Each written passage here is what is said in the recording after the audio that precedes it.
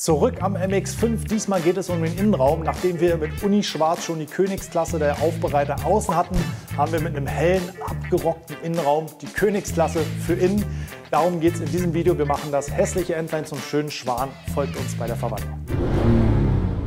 Ja, im Innenraum war auch einiges an Liebe nötig. Das Auto war jetzt nicht komplett vermüllt und allgemein verdreckt, aber über die ganzen Jahre und Jahrzehnte hat sich einfach hier auf allen Oberflächen wirklich massiv Dreck niedergelassen.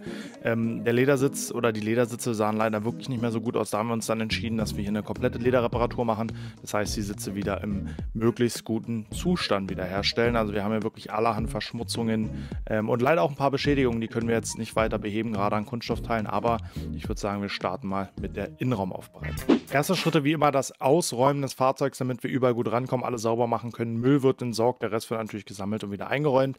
Und der junge Mann hier im Bild ist der Workshop-Teilnehmer der Woche, der liebe Fabrice, durfte mit uns die Aufbereitung vornehmen. Er hat sich hauptsächlich um die Lederreparatur gekümmert, weil an dem Tag Lederworkshop dran war. Das heißt, er hat gelernt, wie wir Leder aufbereiten und reparieren. Der erste Schritt ist immer die Reinigung, in diesem Fall Lederreiniger Stark. Und hier haben wir mal ein neues Tool ausprobiert, zusammen mit allseits bekannten Tools, einfach um den Sitz erstmal grundlegend zu reinigen, um erstens die Farbe gut anmischen zu können, weil die Farbe soll ja anhand der sauberen Oberfläche gemischt werden, und zweitens, um den Sitz natürlich vorher sauber zu machen. Dann ging es ans Anschleifen der Oberfläche. Wir haben hier mit einem 400er Schleifpapier auf Softunterlage, das heißt auf einem weichen Schaumstoff gearbeitet, ist optimal für Leder geeignet, und die ganze Oberfläche einmal angeschliffen, zum einen um Unebenheiten zu entfernen, zum anderen aber auch um die Oberfläche vorzubereiten auf die Lackierung. Dann haben wir uns hier eine Prägematte erstellt aus so einem Prägesilikon, damit wir später an der Sitzwange, wo wir ein Loch füllen wollen, die Struktur nachstellen können. Das wird im Endeffekt vom Original abgenommen und dann später aufgeprägt, das seht ihr dann gleich. Das Loch wurde hinterklebt mit einem Spannstoff, damit wir einfach mehr Halt haben für die Reparatur. Dafür steckt man eine Nadel einfach ins Loch, dass man eine Fixierung hat, und verteilt den Spannstoff glatt unter der Oberfläche. Das Schöne ist, das ist ein sogenannter Glutex. Das heißt, der hat schon Klebstoff auf der Oberfläche, der durch Hitze aktiviert wird. Also klebt er erstmal schon von alleine und ich brauche nicht mehr Lederkleber auf den Stoff aufbringen, um ihn festzukleben, sondern das passiert automatisch durch Erwärmen. In der Zwischenzeit war unsere Prägestruktur auch schon fertig. Wir haben die Struktur abgenommen. Es ist eine sehr feine Struktur bei dem Sitz, aber der Vollständigkeit halber wollten wir es machen. Das Loch wurde erstmal mit Leather und Plastic Paste gefüllt. Der Vorteil daran ist, ich kann ich nenne es mal Lederspachtel, ich kann die Leather und Plastic Paste prägen. Dafür einfach warm machen die Oberfläche und dann mit dem vorgefertigten Silikonpad ebenfalls erhitzt auf die Struktur drücken oder auf die Reparatur drücken, und dann präge ich das vorher abgenommene Negativ in die Struktur. Das wird danach noch gekühlt, um die Prägung fertigzustellen bzw. aushärten zu lassen. Und dann habe ich eine vorgeprägte Struktur. Ihr seht, die Leather and Plastic Paste ist durchsichtig und man sieht die Reparatur nicht wirklich. Für den Rest der Oberflächen haben wir uns für den Lederfiller entschieden. Das ist im Endeffekt, kann man sich wirklich vorstellen wie so ein Wandspachtel, also super geeignet aus unserer Sicht, um flächiger zu spachteln, trägt nicht auf und ist gut schleifbar. Deswegen haben wir damit die Risse ein bisschen minimiert, und dann mit einem Polier- und mit einem Schleifpad. Also das Polierpad hat eine 4000er Körnung, auch mit Schauminterface, und das Schleifpad, wie gesagt, die 400er, haben wir die Oberfläche nochmal glatt geschliffen. Dann ging es an die Grundierung als Grundlage, Haftungsgrundlage für die Farbe. Wie gesagt, gleicher Farbaufbau wie beim Autolack. Grundierung, Basislack, Klarlack. Heißt beim Leder ein bisschen anders, ist aber faktisch das gleiche. Wir haben die Farbe angemischt und dann ging es auch schon ans Lackieren des Leders. Wir haben den Basislack entsprechend der Originalfarbe angemischt und auflackiert in mehreren dünnen Schichten immer wieder. Aber dazu haben wir schon ein umfangreiches Video gemacht, also wer sich das nochmal angucken will, guckt einfach bei uns auf dem Kanal. Parallel, während das Leder schon repariert wurde, muss ich sagen, habe ich mich um den Innenraum gekümmert. Wir haben jetzt, um einen 50-50 der anderen Art zu machen, genau das Auto in der Hälfte abgeklebt und uns komplett um die ganzen Innenraumoberflächen gekümmert. Im ersten Schritt haben wir einmal grob durchgesaugt, dann den Teppich mit einem Polsterreiniger eingesprüht, und während der wirkte, sind wir mit Trockeneis den ganzen Schmutz in den Ritzen und Kanten zu Leibe gerückt. Wichtig ist da wirklich immer Knöpfe drücken, Schalter drehen, dass man auch wirklich in jede Ecke rankommt und alle Stellungen des Schalters sozusagen sauber macht.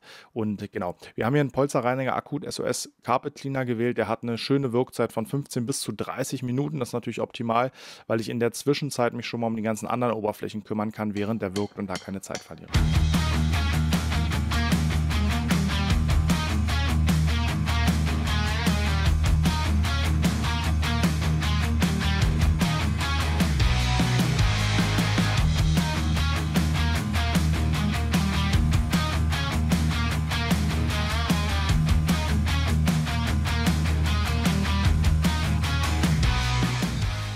Wir haben den Reiniger als erstes mit dem Interior Scrub Pad einmal eingearbeitet, damit der Schmutz auch mechanisch gelöst wurde und anschließend mit einem wirklich nassen Tuch ausgewaschen. Dadurch wird der Schmutz auch wirklich gelöst, um im letzten Schritt mit einem Nasssauger den ganzen gelösten Schmutz auszuwaschen. Wir haben uns hier gegen den klassischen Waschsauger oder Sprühextraktionssauger entschieden, weil hier einfach so viele Ecken und Kanten im Innenraum waren, wo man mit der Düse schlecht rankommt. Deswegen haben wir quasi diese manuelle Variante des Auswaschens im Endeffekt verwendet. Ich habe mir nochmal zwischendurch eine Flasche mit klarem Wasser zur Hilfe genommen, um wirklich genug Feuchtigkeit auf die Oberfläche zu bekommen, die ich dann mit einem Waschsauger wieder aussauge. Man sieht es hier schön in der Sequenz, wie die Feuchtigkeit aus der Oberfläche gesaugt wird. Immer wieder nass gemacht, ausgesaugt, damit ich halt wirklich den Effekt des Spülens der Oberfläche habe. Ja, ist ein bisschen mühsam, aber lohnt sich am Ende wirklich. Und dann ging es mit einem Innenreiniger und dem Scrub Pad an alle anderen Oberflächen. Zwischenzeitlich nochmal mit einem Zauberschwamm, also mit einem Schmutzradierer, an den harten Kunststoffteilen Striemen entfernt und dann ging das schon mächtig voran am Mazda und wir waren bei der Hälfte jedenfalls nahe dem Ende.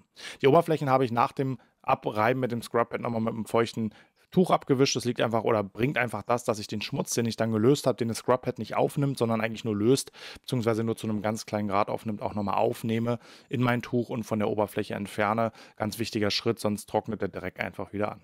Und dann waren wir mit der Hälfte durch, haben ein schönes 50-50-Bild gemacht. Wie gesagt, mal ein etwas größeres 50-50, wo der Unterschied doch sehr deutlich sichtbar wird. Und dann ging es natürlich auch noch an den Rest des Autos, denn es sollte komplett fertig werden. Und jetzt am Ende genießt die Abschlussbilder.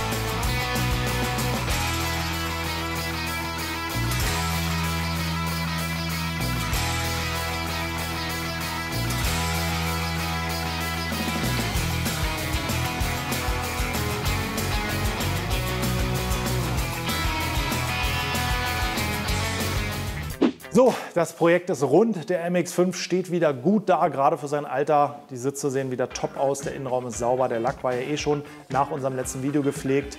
Ihr habt in diesem Video gesehen, was man alles mit einer Aufbereitung wirklich auch an Werterhalt und Wertschöpfung schaffen kann. War wieder ein spaßiges Projekt. Ich danke euch fürs Zuschauen. Wir sehen uns beim nächsten Mal. Abonniert den Kanal und drückt die Glocke, um kein Video zu verpassen. Bis dann, haut rein.